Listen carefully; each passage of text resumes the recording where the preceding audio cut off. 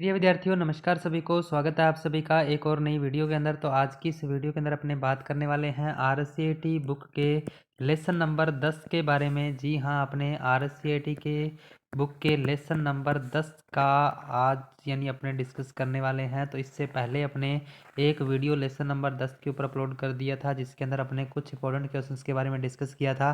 तो आज अपने कुछ जो इंपॉर्टेंट क्वेश्चंस इसके रह चुके थे, तो उसके बारे में आज की इस क्लास के अंदर डिस्कस करने वाले हैं। और बाकी अपने सभी लेसन्स के जो इंपॉर्टेंट क्वेश्चंस की वीडियो है वो इस चैनल के ऊपर अभी अपने अपलोड कर चुके हैं। और आगे आने वाली क्लासेस के अंदर आपको जितने भी लेसन्स हैं तो उनके इंपॉर्टेंट क्वेश्चंस की वीडियो जो है वो इस चैनल के माध्यम से हम प्रोवाइड करवाने की कोशिश करेंगे। तो वीडियो को ज़्यादा से ज़्यादा शेयर कर दीजिए, और चैनल को अभी तक सब्सक्राइब नहीं किया है तो चैनल को भी ज़रूर से सब्सक्राइब कर लीजिए।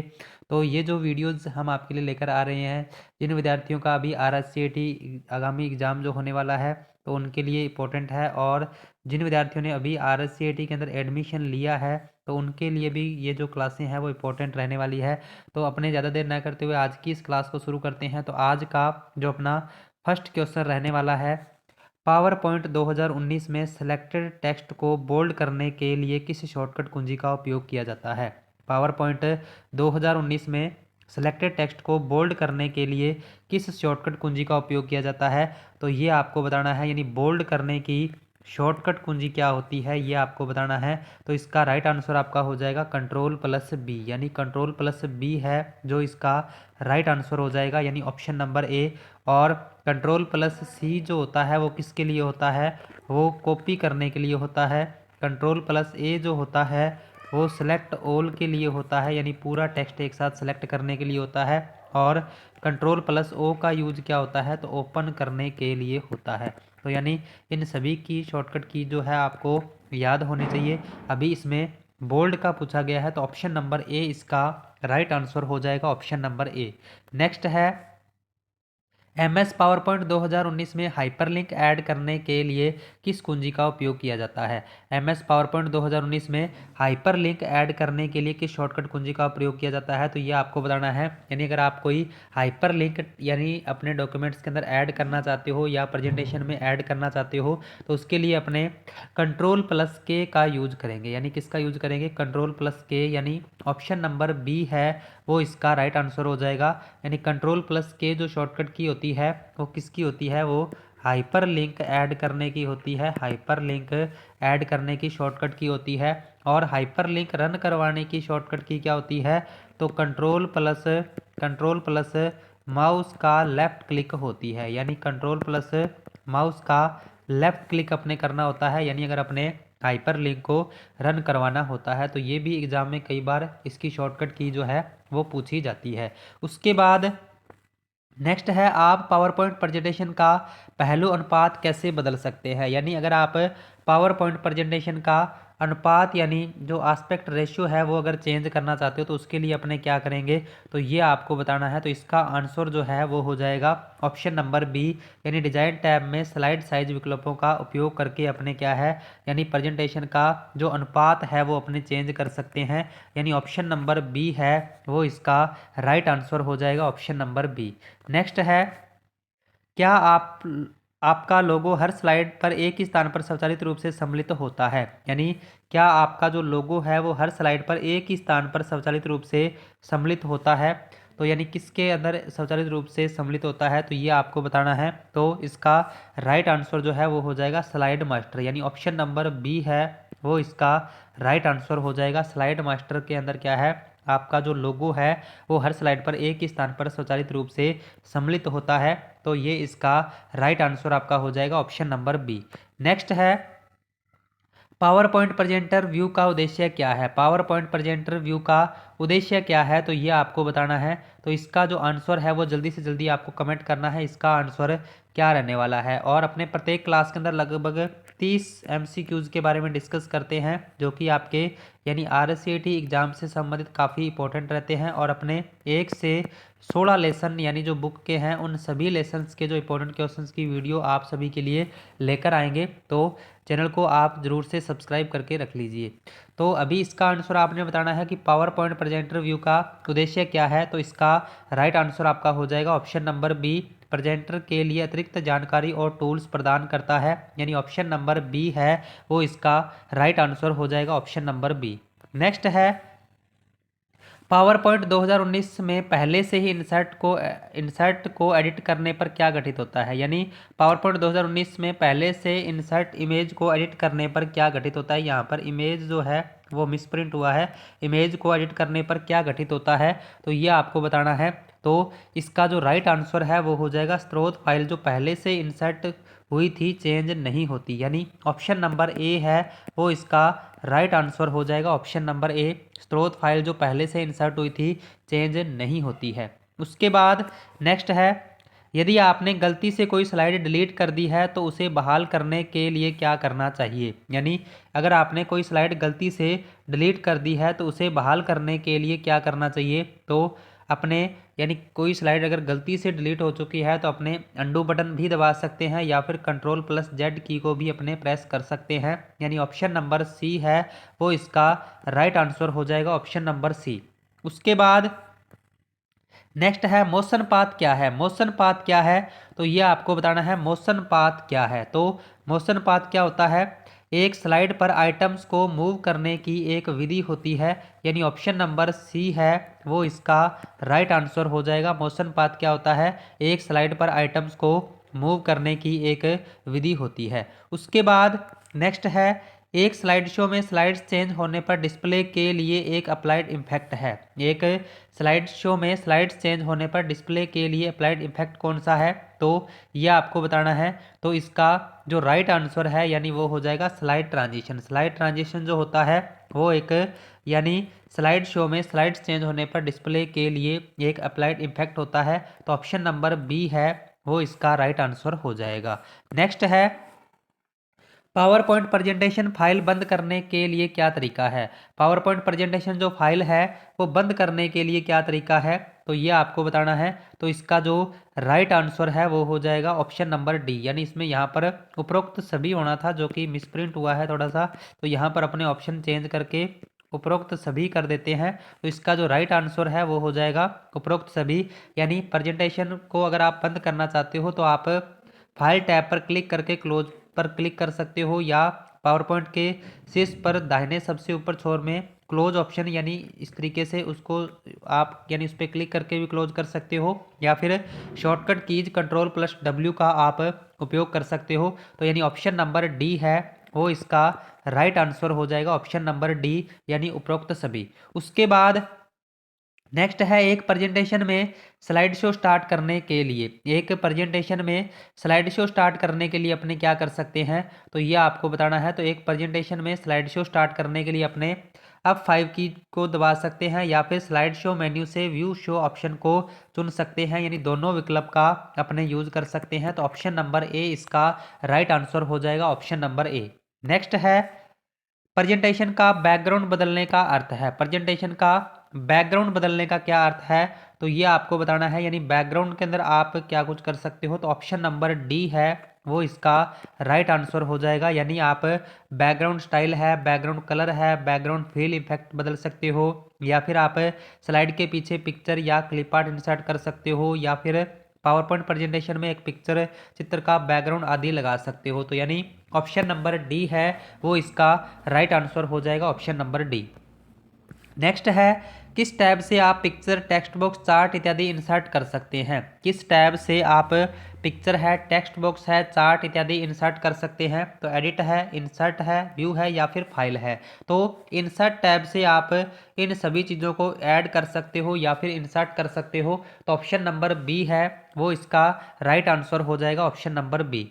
नेक्स्ट है प्रेजेंटेशन में विद्यमान सभी स्लाइड का एक जैसा प्रदर्शन चाहने के लिए आप निम्न में से क्या उपयोग करेंगे। प्रेजेंटेशन में विद्यमान सभी स्लाइड्स का एक जैसा प्रदर्शन चाहने के लिए आप निम्न में से क्या उपयोग करेंगे, तो यह आपको बताना है।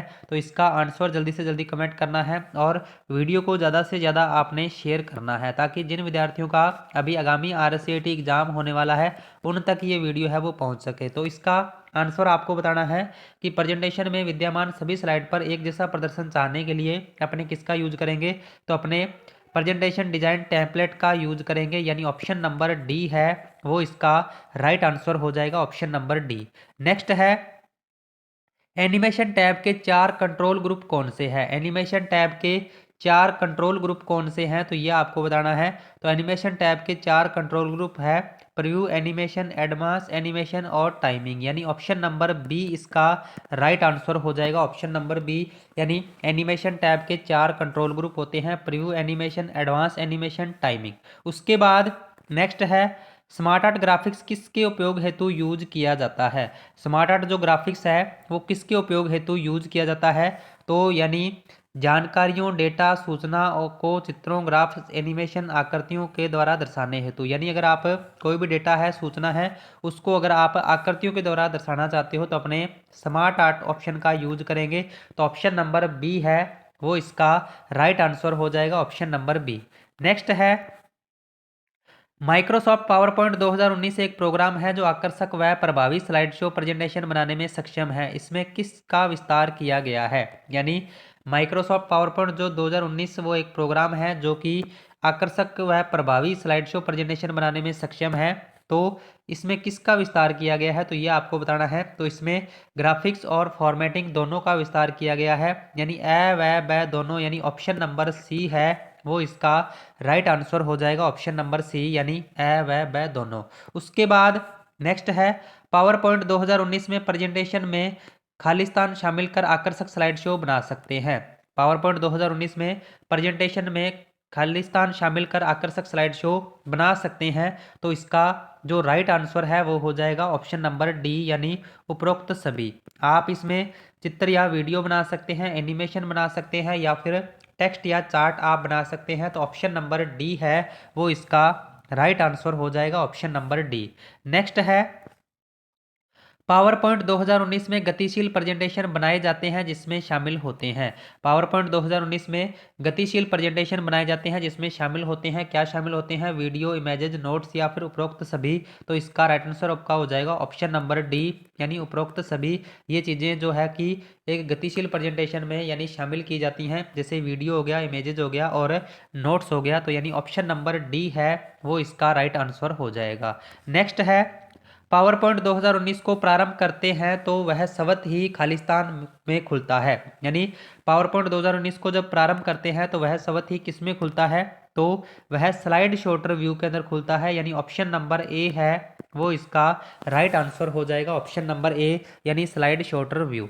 उसके बाद नेक्स्ट है अगर आप पावर पॉइंट से बाहर आना चाहते हैं, तो अगर आप पावर पॉइंट से बाहर आना चाहते हैं तो उसके लिए अपने क्या करेंगे, तो इसके लिए अपने यानी ऑप्शन नंबर सी, यानी चाहे तो आप सबसे ऊपर दाहिने और एक्स पर क्लिक कर सकते हैं या फिर कंट्रोल प्लस डब्ल्यू की का यूज कर सकते हैं, यानी ऑप्शन नंबर सी है वो इसका राइट आंसर हो जाएगा, ऑप्शन नंबर सी।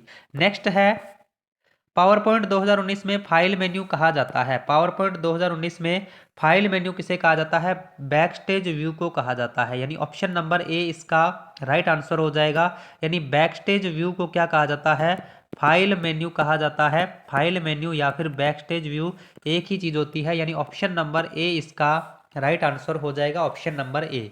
नेक्स्ट है आप प्रेजेंटेशन फाइल को किसी और अलग नाम से भी सेव कर सकते हैं। आप प्रेजेंटेशन फाइल को किसी और अलग नाम से भी सेव कर सकते हैं, तो किस नाम से सेव कर सकते हैं, अगर आप फाइल की लोकेशन और नाम चेंज करना चाहते हो तो उसके लिए अपने कौन से ऑप्शन का यूज करेंगे, अपने सेव एज विकल्प का यूज करेंगे, तो ऑप्शन नंबर बी है वो इसका राइट आंसर हो जाएगा। और सेव एज की शॉर्टकट की क्या होती है, F12 होती है, तो ये भी आपने ध्यान में रखना है क्योंकि कई बार एग्जाम के अंदर इसकी जो शॉर्टकट की है वो पूछी जाती है, तो यानी सेव एज की शॉर्टकट की हो जाएगी F12। उसके बाद नेक्स्ट है पहले से ही सेव किए हुए प्रेजेंटेशन को ओपन करने की सुविधा देता है। पहले से ही सेव किए हुए प्रेजेंटेशन को ओपन करने की सुविधा कौन सा देता है, तो ये आपको बताना है, तो इसका जो राइट आंसर है वो हो जाएगा ऑप्शन नंबर सी, यानी पहले से अगर आपने कोई प्रेजेंटेशन बना रखा है उसको अगर अपने खोलना है तो अपने ओपन कमांड का यूज करेंगे, और ओपन की शॉर्टकट की क्या होती है, ओपन की शॉर्टकट की होती है कंट्रोल प्लस ओ, तो ये भी आपने ध्यान में रखना है, यानी ऑप्शन नंबर सी है वो इसका राइट आंसर हो जाएगा। नेक्स्ट है हाल ही में खोली गई फाइलों की लिस्ट देख सकते हैं और उनमें से कोई एक फाइल को ओपन भी कर सकते हैं। यानी अगर आपने वर्तमान में कोई भी फाइल बनाई है या ओपन की है तो उसको यानी आप उसकी लिस्ट को किस में चेक कर सकते हैं और वहाँ से उसको ओपन भी कर सकते हैं। तो उसके लिए अपने रीसेट डॉक्यूमेंट का यूज़ करते हैं, यानी ऑप्शन नंबर सी है वो इसका राइट आंसर हो जाएगा। यानी हाल ही में सेव की हुई जो फाइल्स हैं तो वो इसके अंदर सेव रहती हैं, 1 से 24 फाइलें इसमें सेव रहती हैं, तो ये भी आपने ध्यान में रखना है। तो ऑप्शन नंबर सी इसका राइट आंसर हो जाएगा। नेक्स्ट है, एक प्रेजेंटेशन जो केवल पावर पॉइंट 2019 में खोली जा सकती है उसके लिए डायलॉग बॉक्स के नाम फाइल नाम के बाद सेव एज टाइप पर सिलेक्ट करें। यानी एक प्रेजेंटेशन जो फाइल है वो केवल पावर पॉइंट 2019 में ही खोली जा सकती है, तो उसके लिए डायलॉग बॉक्स के फाइल नाम के बाद यानी क्या यानी सिलेक्ट करना होगा, तो उसके लिए अपने power point presentation dot PPTX का यूज करेंगे। यानी जो पावर पॉइंट का एक्सटेंशन नेम होता है उसके बारे में अपना थोड़ा सा डिस्कस कर लेते हैं कि अगर आपसे 2003 या उससे पहले के अगर किसी भी वर्जन का एक्सटेंशन नेम पूछे पावर पॉइंट का तो डॉट PPT होता है। और अगर आपसे 2007 से लेकर 2019 तक का अगर किसी भी वर्जन का एक्सटेंशन नेम पूछे तो डॉट PPTX होता है। यानी अगर आप 2019 में अगर आपने कोई फाइल यानी खोलनी है तो उसके लिए अपने इसको सिलेक्ट करेंगे power point presentation dot PPTX, क्योंकि ये 2019 के अंदर आएगा। अगर 2003 या उससे पहले के वर्जन की अगर कोई फाइल है तो उसको अपने इसमें ओपन कर सकते हैं स्थान में 2003 प्रेजेंटेशन डॉट PPT। तो ऑप्शन नंबर सी इसका राइट आंसर हो जाएगा, ऑप्शन नंबर सी। नेक्स्ट है, एक प्रेजेंटेशन जो केवल पावर पॉइंट 2019 में या उससे पहले के पावर पॉइंट वर्जन में खोली जा सकती है। यानी कोई ऐसी फाइल जो पावर पॉइंट 2019 में भी खोली जा सके और उससे पहले का अगर कोई भी वर्जन हो तो उसमें भी खोली जा सके, तो उसके लिए अपने यानी कौन से यानी एक्सटेंशन का यूज करना पड़ेगा, तो उसके लिए अपने यानी पावर पॉइंट स्थान में 2003 प्रेजेंटेशन डॉट PPT का अपने यूज करना पड़ेगा। यानी ऑप्शन नंबर ए है वो इसका राइट आंसर हो जाएगा, ऑप्शन नंबर ए। तो ये थे आज के अपने कुछ इंपॉर्टेंट क्वेश्चंस। तो आज की इस क्लास के अंदर अपने चैप्टर 10 के बारे में आज की इस क्लास के अंदर डिस्कस किया है और चैप्टर 10 के अंदर जितने भी इंपॉर्टेंट क्वेश्चंस थे तो उन सभी के बारे में अपने डिस्कस कर लिया है। और आगामी आने वाली क्लासेज के अंदर आपको यानी बाकी के जो लेसन अपने रह चुके हैं 11 से लेकर 16 लेसन तक, तो उनके ऊपर अपने वीडियोज़ हैं जो लेकर आएंगे और सभी के सभी इंपॉर्टेंट क्वेश्चंस हैं, सभी सिलेबस के ऊपर अपने जितने भी इंपॉर्टेंट क्वेश्चंस बनते हैं उन सभी के बारे में अपने डिस्कस करेंगे। तो क्लास को ज़्यादा से ज़्यादा शेयर कर दीजिए और चैनल को अभी तक सब्सक्राइब नहीं किया है तो चैनल को भी ज़रूर से सब्सक्राइब करके और पास वाले बेल आइकन को प्रेस कर लीजिए ताकि जब भी कोई नया वीडियो अपलोड हो तो उसका नोटिफिकेशन आपको सबसे पहले मिल सके। तो अभी अपने क्लास से विदा लेते हैं, अपने मिलते हैं नेक्स्ट वीडियो में कुछ नए इंपॉर्टेंट क्वेश्चंस के साथ। तब तक के लिए जय हिंद जय भारत।